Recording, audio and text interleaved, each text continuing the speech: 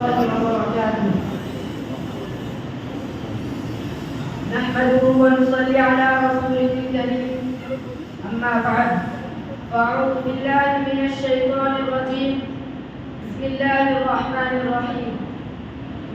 إذ يتلقى المتلقيان عن اليمين وعن الشمال قعيد ما يلفظ من قول إلا لديه رقيب عتيد. صدر محترم، بزرگان ملت، معزز و مکرم، اساتذہ اعظام، انسان کے جسم میں ایک چھوٹا سا عضو ہے جسے زبان کہا جاتا ہے. یہ دھننے میں گوشت کا معمولی ٹکڑا ہے مگر بہت اہم، بہت نرالا. اس سے کام بنتے بھی ہیں، بگڑتے بھی ہیں.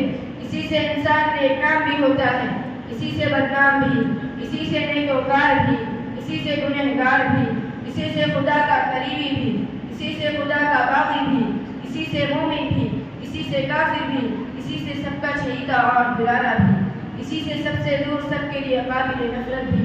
زبان سے ہی آدمی مقام و مرتبہ پاتا ہے اور نگاہوں سے گرتا بھی ہے. زبان سے ہی لوگوں کی آنکھوں کا تارا بن جاتا ہے اور لوگوں کی نگاہوں میں کھٹکنے والا بھی.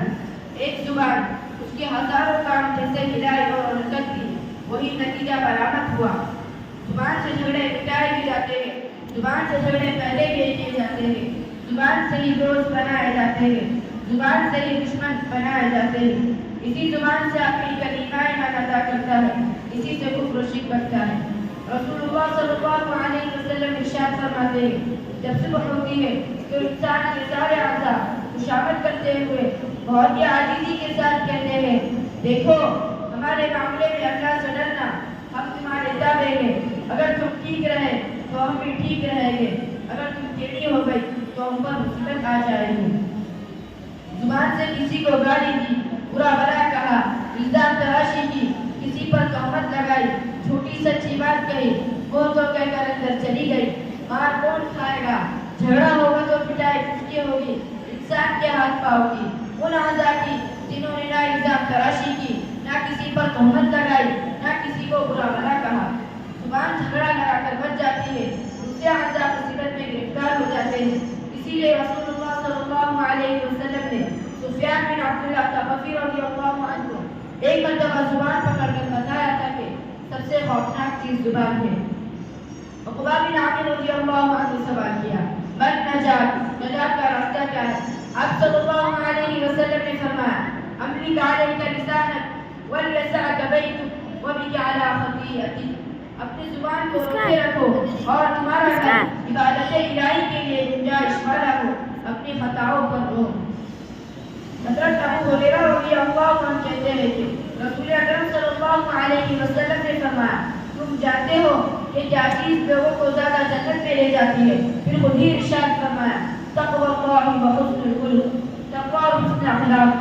پھر فرمایا، جانتے ہو کہ کیا چیز لوگوں کو زیادہ جہنم میں لے جاتی ہے؟ پھر خود ہی ارشاد فرمایا، الاجوفان، الفم والفم، منہ اور شرمگاہ. حضرت معاذ بن جبل رضی اللہ عنہ نے سوال کیا، اللہ کے رسول، مجھے ایسا عمل بتا دیجیے جو مجھے جنت میں لے جائے اور جہنم سے دور کر دے.